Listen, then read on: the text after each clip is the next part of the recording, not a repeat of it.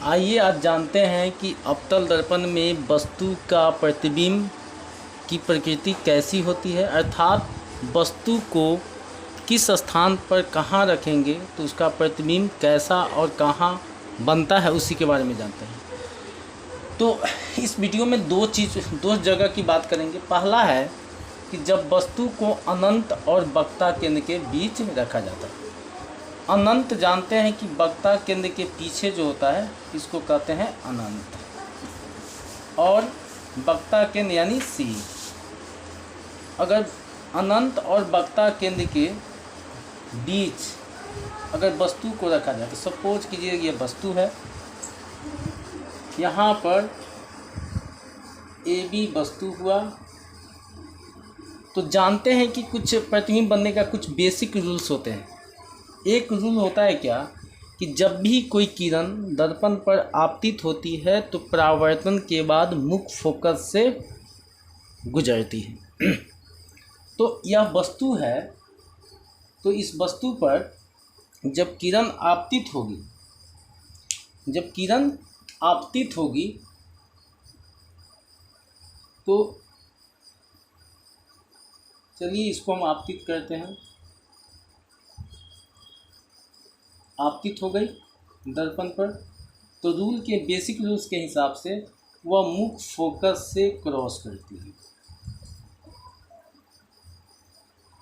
यहाँ पर A B वस्तु है, तो किसी भी वस्तु का प्रतिबिंब जानते हैं कि जब वस्तु पर पड़ती है तभी हमें दिखाई देती है। तो इस वस्तु का किरण जो है दर्पण पर पड़ा, आपतित हुआ, तो वह कहाँ से गुजरा? मुख्य फोकस। फिर क्या होता है कि वह वक्ता केंद्र से वही किरण फिर आपतित होती है दर्पण पर। तो वक्ता केंद्र से जब भी कोई किरण दर्पण पर आपतित होती है तो पुनः उसी दिशा में वह वापस चली जाती है, आएगी और जाएगी, और जहाँ पर ये दोनों प्रतिच्छेद करते हैं उसी जगह वस्तु का प्रतिबिंब बनता है, अर्थात यहाँ प्रतिबिंब बनेगा। बी हो गया या ए हो गया, अर्थात वस्तु का प्रतिबिंब वक्ता केंद्र और मुख्य फोकस के बीच बनता है। प्रतिबिंब जो है सी और एफ के बीच, अर्थात वक्ता केंद्र और मुख्य फोकस के बीच में। आप देख रहे हैं यह ऐसे है, यह नीचे की तरफ है, यहाँ ए ऊपर यहाँ ए नीचे, यानी उल्टा बन गई। कैसा बने है? उल्टा। और जानते हैं कि दर्पण के सामने जब बनती है तो वो वास्तविक होती है, पीछे बनती है तो काल्पनिक होती है। तो उल्टा बनेगी, वास्तविक बनेगी। और वस्तु का साइज देखिए, यह इतना बड़ा है, यह छोटा सा है, वस्तु से छोटा बनेगी, वस्तु से छोटा, या उसकी प्रकृति हो गई। सेकेंड है जब वस्तु ध्रुव और मुख्य फोकस के बीच रखी जाती है। ध्रुव यहाँ होता है और मुख्य फोकस यहाँ है, वस्तु को इसके बीच में रखी जाए, ध्रुव और मुख्य फोकस के बीच में।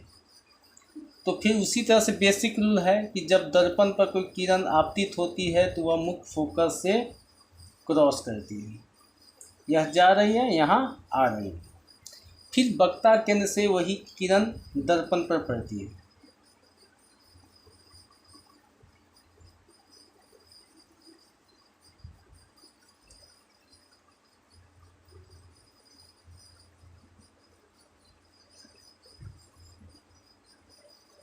तो ये पीछे की तरफ जाएगी, तो यह प्रतिबिंब आपको दर्पण के पीछे बन रही है। देखिए यहाँ से, यहाँ वस्तु है, ए बी वस्तु है, इसका किरण दर्पण पर आपतित हुआ, फिर मुख्य फोकस से क्रॉस हुआ, फिर वक्ता केंद्र से गया और उसी दिशा में वापस चली जाती है। लेकिन हम काल्पनिक रूप में मानते हैं कि आगे, क्योंकि इधर अगर यह इसको बढ़ाया जाए तो यह एक दूसरे को प्रतिच्छेद नहीं करेगी। तो जब प्रतिच्छेद नहीं करेगी तो प्रतिबिंब बनने का सवाल ही पैदा नहीं होगा। तो यह हम अनुमानते यानी काल्पनिक रूप से पीछे की ओर जाते, तो यहाँ पर कट रही है, तो यहाँ ए हुआ, यहाँ बी हुआ। अब आइए एक दर्पण कहाँ बनी है? दर्पण के पीछे। प्रतिबिंब दर्पण के पीछे कैसी बनी है? तो काल्पनिक। एक्यूरेट हमको जानकारी नहीं हो रही है, तो काल्पनिक। वस्तु से बड़ा बने कि छोटा? तो दिखने ही से स्पष्ट लग रहा है कि बड़ा बन रही है। वस्तु से बड़ा, वस्तु से बड़ा बनती है। तो इस तरह से उम्मीद है कि आपको यह समझ में आया होगा। आज हम दो चीज़ आपको समझाने का प्रयास किए हैं। पहला है कि जब वस्तु को अनंत और वक्ता केंद्र के बीच रखा जाता है, और दूसरा जब वस्तु को ध्रुव और मुख्य फोकस के मुख्य फोकस के बीच रखी जाती है। यहाँ पर गलती से पर लिखा गया है, मुख्य फोकस के बीच रखी जाती है।